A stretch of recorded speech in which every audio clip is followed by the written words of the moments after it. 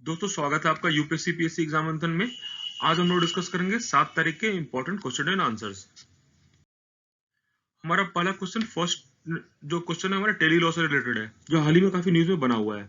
इसका first option है it is launch by the ministry of law and justice. Second option is it is a service that uses ICT for access to courts. Third option is it seeks to further implement article 39A of the Indian constitution. इसका correct answer आपको select करना है। सही answer है 1 and 3 only. Second option इसका गलत है क्योंकि ये सर्विस से यूज नहीं होता है। आईसीटी को यूज करके हम लोग सर्विस कोर्ट से कनेक्ट करने के लिए यूज इसका इस्तेमाल नहीं होता है। ये लॉन्च किया गया है हमारा ministry of law and justice के द्वारा। और हमारा जो आर्टिकल है आर्टिकल 39 जो हमारा डीपीएसपी है, जिसमें फ्री लीगल एड प्रोवाइड करना है हमारे जो बेनिफिशरीज को, जो नीडीज को, तो वो उसको इम्प्लीमेंट करने के लिए भी ये इस्तेमाल होता है। आइए पहले देखते हैं इसके बेनिफिशरीज कौन कौन से होंगे।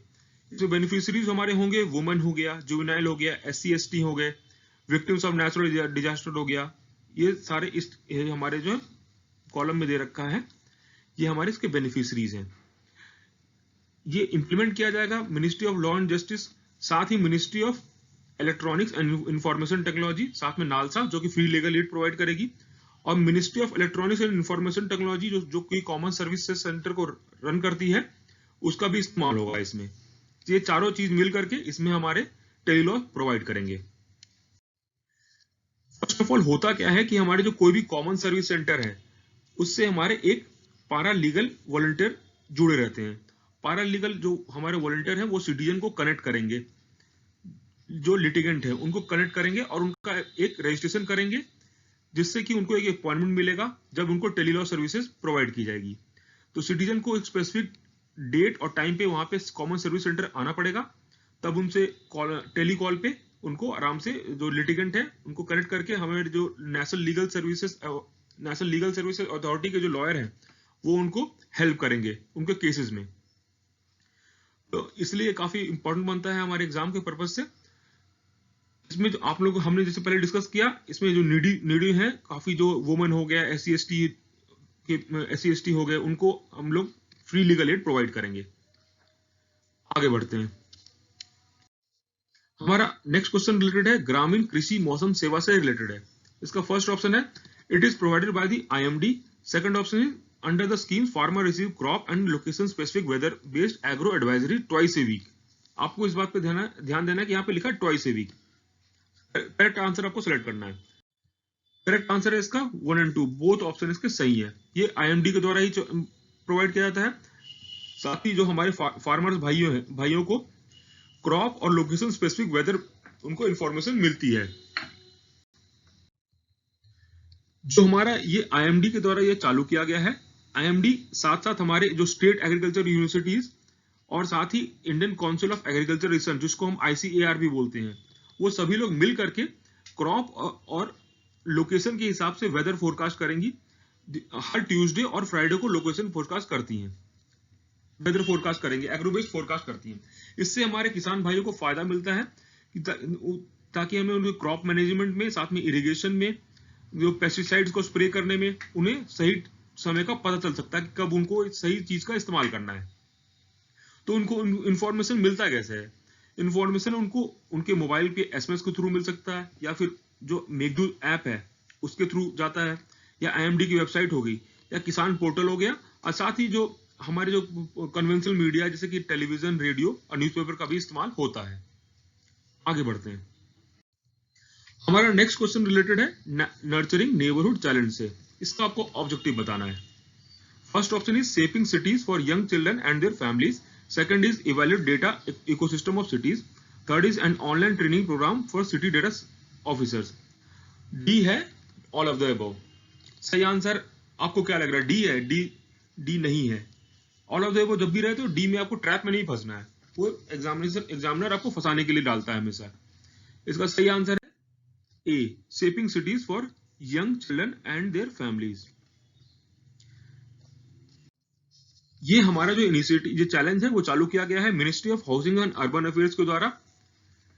ये हमारे ओपन है अभी, जो हमारे जितने भी सिटीज हैं जिनका पॉपुलेशन 5 लाख से ज्यादा है, या आपकी स्टेट कैपिटल्स हो गए या यूटीज हो गया। और हमारे इसमें जो मेजर ऑब्जेक्टिव हमारा जो है, जो हमारे छोटे बच्चे हैं जिनका 5 साल से उम्र कम है, और साथ में उनके जो केयर गिवर्स हैं उनके फैमिली को, उनको लाइफ को आसान बनाना है। इसलिए जो बच्चे को जो खेलने के लिए रिक्वायरमेंट, क्या खेलने का जो रिक्वायरमेंट होती है, ओपन स्पेस चाहिए होता है, पार्क चाहिए होता है, उनको चाइल्डहुड फैसिलिटी चाहिए होता है, तो उसके लिए ये इनिशिएटिव चालू किया गया है। ये हमारा जो इनिशिएटिव है ये Bernard van Leer Foundation Netherlands के कोलैबोरेशन से इंडिया में चालू किया गया है। ये हो सकता है इसको बाद में और भी बढ़ाया जाए, अभी ये पायलट बेसिस पे है, इसको बाद में बढ़ा भी जा सकते हैं गवर्नमेंट के द्वारा। आगे बढ़ते हैं। हमारा अगला क्वेश्चन रिलेटेड है ग्रीन क्रैकर से रिलेटेड है। ग्रीन क्रैकर्स काफी इंपॉर्टेंट बनता है क्योंकि अभी दिवाली आने वाली है, इसलिए ग्रीन क्रैकर्स काफी न्यूज में बना हुआ है। First option is green crackers are produced using less harmful raw materials and have additives that reduce emissions by suppressing dust. Second option is green cracker don't contain banned chemicals like lithium, arsenic, barium and lead. Third option is using pyrotechnics. Green crackers are designed to ensure that emission of sulfur dioxide and nitrogen dioxide doesn't occur. सही answer इसका है all of the above. जैसे कि आप लोग देख सकते हैं नाम में ही ग्रीन है, इसलिए हमें ग्रीन जो एनवायरनमेंट फ्रेंडली होगा, इसलिए इसको हम लोग इस्तेमाल को प्रमोट करना है। ग्रीन क्रैकर्स पे जो हमारा लोगो बनेगा, ग्रीन कलर का लोगो बनेगा, जिससे वो पता चल जाएगा कि ये ग्रीन क्रैकर है, और उसको डिफरेंशिएट कर सकेंगे हम लोग बाकी कन्वेंशनल क्रैकर से। ग्रीन होता क्यों है? ग्रीन होने का कारण इसमें यह है कि ये लोग जब भी बर्स्ट करता है तो उसमें वाटर मॉलिक्यूल्स प्रोड्यूस होते हैं। साथ ही हमारा जो इमिशन है, जैसे कि पार्टिकुलेट मैटर का या फिर नाइट्रस ऑक्साइड, सल्फर ऑक्साइड, जो कि एनवायरनमेंट के लिए हार्मफुल है, वो उसका इमिशन भी कम होगा, और हमारे जो लाइट एंड साउंड जो पॉल्यूशन होता है वो भी कम होता है इससे। ये हमारे कई सारे इंस्टीट्यूट द्वारा इसको डेवलप किया जा रहा है, जैसे कि CSIR हो गया, नेरी हो गया। और जो हमारे ग्रीन क्रैकर्स हैं, इसका प्रोडक्शन तभी होता है जब हमारे इसको अप्रूव कर दिया जाएगा, petroleum and explosive safety organisation द्वारा इसको अप्रूव किया जाता है। आगे बढ़ते हैं। हमारा अगला क्वेश्चन रिलेटेड है सल्फर डाइऑक्साइड के इमिशन से। हाल ही में एक रिपोर्ट पब्लिश किया गया है ग्रीन पीस के द्वारा, जिसमें बताया गया है कि इंडिया लार्जेस्ट इमिटर है सल्फर डाइऑक्साइड का पूरे वर्ल्ड में। लगभग 15% ऑफ द ग्लोबल हम लोग जो सल्फर डाइऑक्साइड इमिट करते हैं। इसका कारण आपको सही कारण सेलेक्ट करना है। फर्स्ट ऑप्शन है very high sulfur content in Indian coal.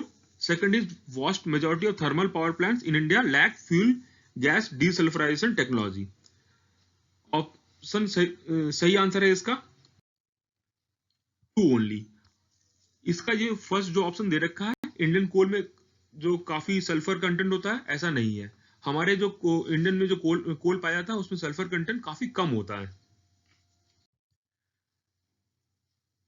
हमारे जो इंडिया में जो हम लोग जो पावर प्लांट है वो मैक्सिमम कोल बेस्ड है, वही मेजर है रीजन है हमारे सल्फर डाइऑक्साइड का इमिशन का। सल्फर डाइऑक्साइड के emission coal based power plants, साथ में हमारे जो इंडस्ट्रियल है, कई सारे जो इंडस्ट्रीज है वो भी इमिट करती हैं। इसी कारण से हमारे जो इंडिया का जो कोल सल्फर डाइऑक्साइड का इमिशन है वर्ल्ड में हाईएस्ट है। और हमारे यहाँ जो ये कोल पावर प्लांट है वो फ्यूल गैस डीसल्फराइजेशन टेक्नोलॉजी का इस्तेमाल भी कम करती है, इसलिए सल्फर डाइऑक्साइड का इमिशन ज्यादा होता है। आपको ये सब पता होगा कि हमारे यहाँ जो कोल होता है उसमें एस कंटेंट काफी ज्यादा होता है, 35 to 50% होता है, और सल्फर कंटेंट काफी कम होता है, 0.2 से 0.5% तक होता है। आगे बढ़ते हैं। अगला क्वेश्चन हमारा रिलेटेड है कि फर्स्ट स्टेट आपको बताना है जिसने free internet for poor families and public offices के लिए चालू किया है। ये काफी गेस करना आसान होगा क्योंकि ये एक ही स्टेट है जो हमेशा इस टाइप की ह्यूमन डेवलपमेंट में काम करते रहता है, तो उसका सही आंसर है केरला। आगे बढ़ते हैं। हमारा नेक्स्ट क्वेश्चन रिलेटेड है first committee on United nation general assembly से रिलेटेड है। इसका फर्स्ट ऑप्शन है the first committee of the UNGA deals with the डिसआर्मामेंट and international security. Second option is India's resolution on measures to prevent terrorists from acquiring weapons of mass destruction failed as parties could not reach a consensus. सही answer इसका है 1 only. ये जो second option गलत इसलिए है क्योंकि ये कंसेंसस के द्वारा ही इसको अडॉप्ट किया गया है, फर्स्ट कमिटी ऑफ UNGA, इसलिए ये न्यूज में भी है। ये first committee on off the UNGA है, ये हमारा डील करता है इससे डिसआर्मामेंट से ग्लोबल चैलेंजेस जो हमारे इंटरनेशनल पीस एंड सिक्योरिटी को थ्रेट करती हैं। साथ ही उसमें जो सॉल्यूशन प्रोवाइड करने के लिए हम लोग भी ब्रेनस्टॉर्म करते हैं। ये हमारा क्लोज कोऑर्डिनेशन में यूनाइटेड नेशन डिसआर्मामेंट कमीशन के साथ और जेनेवा बेस्ड कॉन्फ्रेंस ऑन डिसआर्मामेंट के साथ काम करता है। ये अभी हाल ही में अडॉप्ट किया गया है बाय मोर देन 75 कंट्रीज के सपोर्ट में पास किया था रेजोल्यूशन, इसलिए ये अडॉप्ट किया गया है। इसी कारण से ये न्यूज में भी था। ये काफी इंपॉर्टेंट बनता है एग्जाम के लिए। आपको पता होना चाहिए कि फर्स्ट कमिटी ऑफ यूएनजीए किस चीज से रिलेटेड है। आगे बढ़ते हैं। हमारा आज का लास्ट क्वेश्चन रिलेटेड है हेल्थ केयर सिस्टम से। फर्स्ट ऑप्शन इसका है India spends 9% of its GDP on health care. Second option is a big portion of India's health expenditure is financed by household out of their own pockets. इसमें आपको incorrect option select करना है। ध्यान रहे incorrect. तो हमारा incorrect option कौन सा है? 1, क्योंकि हम लोग 9% ऑफ जीडीपी नहीं करते हैं खर्चा हेल्थ केयर पे। काफी हमारा अमाउंट काफी कम होता है। जैसे कि आप लोग देख सकते हैं 1.02% है। ये डेटा 2018 का है नेशनल हेल्थ प्रोफाइल के द्वारा। तो 1.02% ऑफ जीडीपी हम लोग करते हैं हेल्थ पे एक्सपेंडिचर। साथ ही हमारा जो आउट ऑफ पॉकेट एक्सपेंडिचर है, जैसे कि आप लोग ग्राफ को देख सकते हैं, काफी ज्यादा है। वो भी वन ऑफ द हाईएस्ट है वर्ल्ड में, करीब 60-70% के आसपास है। इसमें आपको इनकरेक्ट सिलेक्ट करना था, इसलिए सही आंसर था इसका 1। अगर हम लोग इसमें करेक्ट सिलेक्ट करना होता तो हमारा आंसर होता 2। इसका तब आंसर 2 सिलेक्ट करते हैं हम लोग इसमें, क्योंकि हमें यहाँ पे करेक्ट सिलेक्ट करना है। इसी के साथ हमारा आज का क्वेश्चन आंसर का सेशन समाप्त होता है। आशा करते हैं आपको ये हमारा पसंद आया होगा। कृपया करके लाइक शेयर सब्सक्राइब करना ना भूलें। आप हमसे जुड़ने के लिए हमारे टेलीग्राम और फिर हमारे फेसबुक ग्रुप से कनेक्ट कर सकते हैं, जो कि हमने डिस्क्रिप्शन बॉक्स में इसका लिंक प्रोवाइड कर रखा है। धन्यवाद।